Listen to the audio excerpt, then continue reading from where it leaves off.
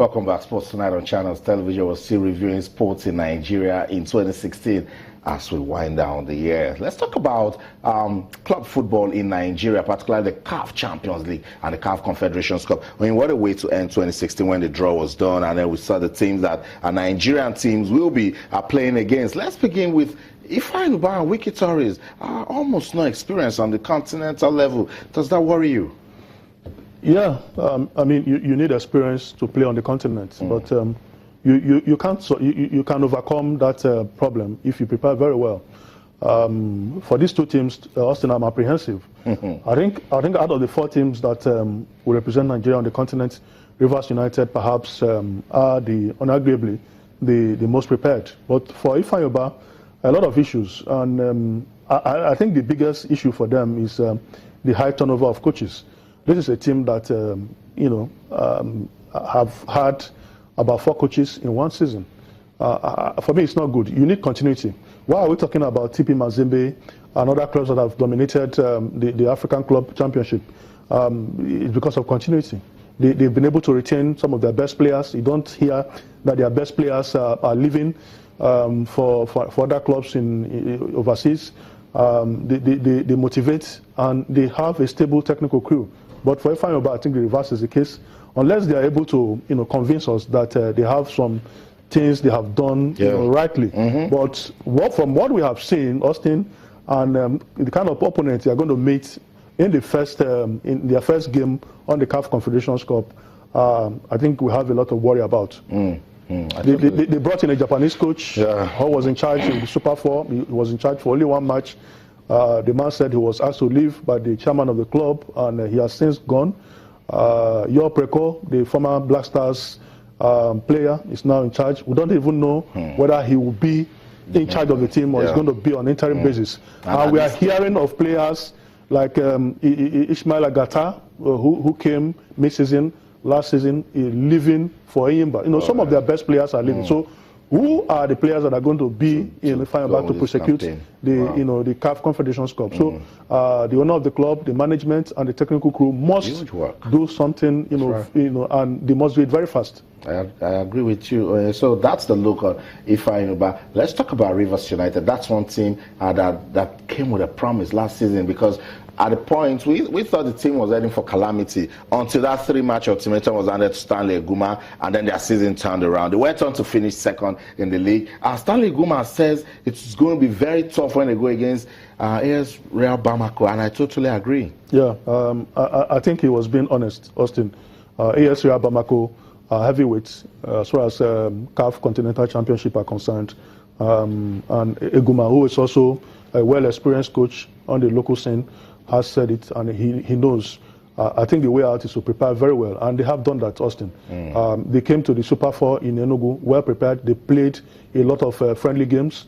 They lost to Rangers in the first game of the Super 4 and showed tremendous character. Came back, turned it around, won 2 matches, went on to win. And they have gone to Spain. They have played a couple of games in Spain to toughen them against better opposition. So I think what they need is to pray seriously for luck. And the good thing is that they are playing the first game away. If they are able to get a decent result, they can come back to Port Harcourt and wrap it up and probably progress. To play on the continent, Austin, you have to be well prepared. You have to be prepared to be the best if you want to win either the CAF Confederations Cup or the CAF Champions League. So there is no easy way out. They have their work cut out for them. You have to play the best if you want to be the best. That's right. I agree with you. At the CAF Champions League or Confederations Cup level, no easy way out. And that's what Wiki Tories midfielder Harrison Madu is saying. He's saying, look, the fact that we're playing a team from Sierra Leone doesn't make them any pushovers. We need to take it serious. Yeah, I agree with him. They could be working on the bananas peeled. When you look at all the other 3 countries on paper, I mean the other 3 clubs, I beg your pardon, on paper, they appear tougher.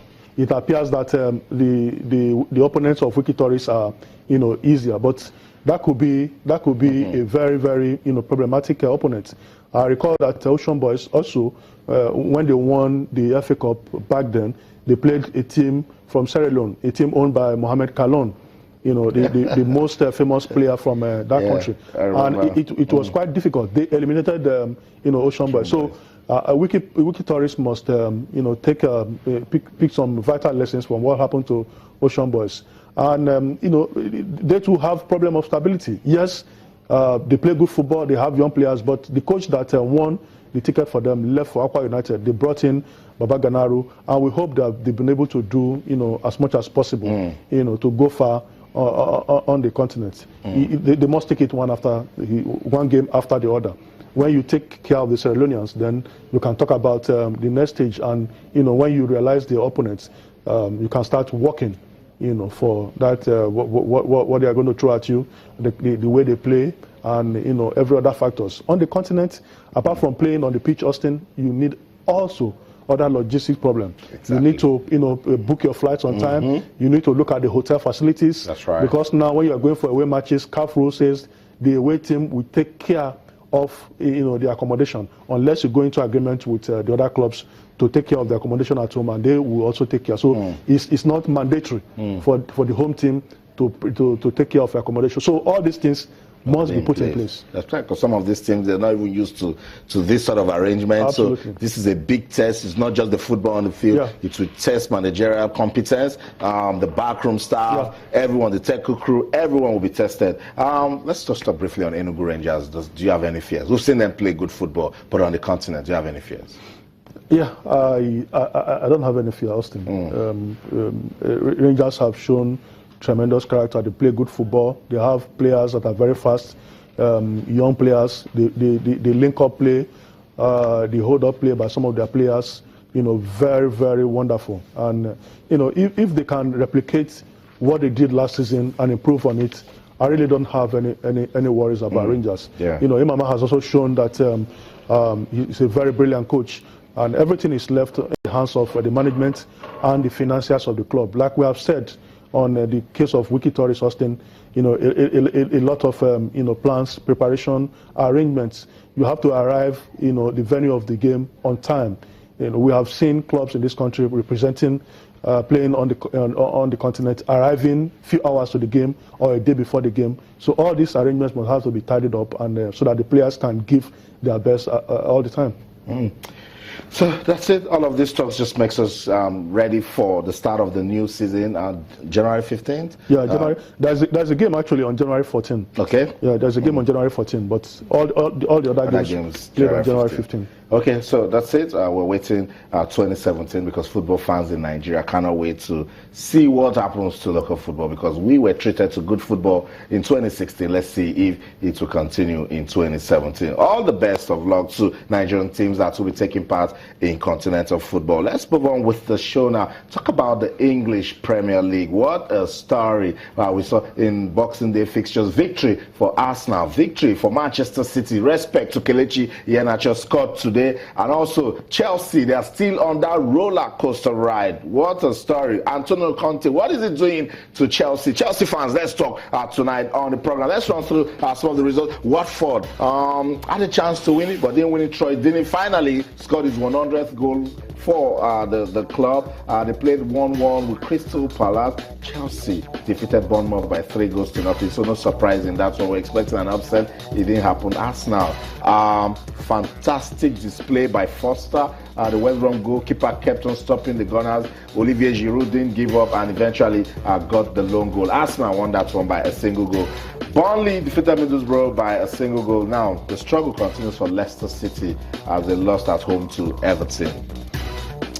When you which of these results, this is also Manchester United, also good result for them. Defeated Sunderland by 3-1, and West Ham United went away to beat Swansea 4-1. But Chelsea, let's talk about Chelsea. This turnaround performance, could it be just Conte, or these players are just ready to start playing football? Well, Austin, if you recall, after Chelsea lost to Arsenal, Conte, during his post-match conference, said that the defeat was for everybody. The players, the coaches, the backroom staff. What it means is that they have a coach that is carrying everybody along, giving players, that sense of belonging. The case in point is Victor Moses, a player that has been on loan 3 times to Stoke City, Liverpool. The last time was West Ham. Conte said the first time he saw him, he was alarmed that this player has been sent on loan severally.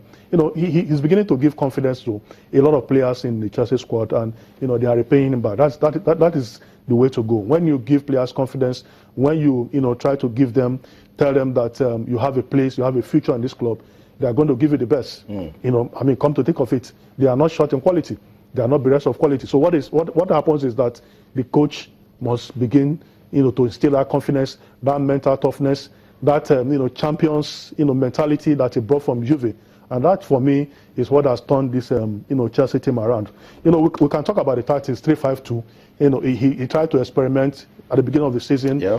After Arsenal game, the next game was Hull City. From then, I think he stuck to his plan and knew where he was headed for, and it has worked out for them. The gap between Chelsea and Man City, after Man City won their game, just 7 points. So, 12 match unbeaten. I know. It's quite unprecedented. Chelsea, catch them if you can. I want to hear from Chelsea fans tonight on the program. Talk to us, Chelsea fans. What's the feeling like, Antonio Conte, and this change, this resurgence that is going on at Stamford Bridge? And for Manchester United, they defeated Sunderland by 3-1. It seems Jose Mourinho has found his groove back. Yeah, this is the 5th game they're going to win against a difficult Sunderland. The first half, Sunderland tried to, get a goal. Victor Anichebe, Nigerian international, missed opportunity to get Sunderland a goal in that game. But Paul Pogba was, quite phenomenal, and Ibrahimovic too. And I think gradually, Jose is beginning to realize that a player like Juan Mata deserves more, playing time. What a goal he scored. Yeah, and they are repaying him back. So he bought some players. It happens to every coach. You try to, make them happy. You try to look at different formation, tactics. But when it starts working, that could be a turning point for the team.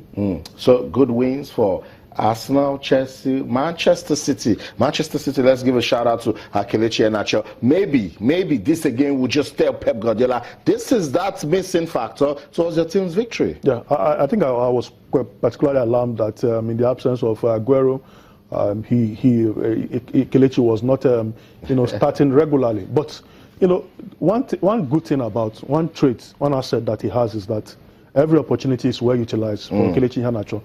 He came in for Nolito in this game, and he scored. He scored his 4th goal of the season for Manchester City. So I don't know why Pep he doesn't have enough confidence. Maybe he's still.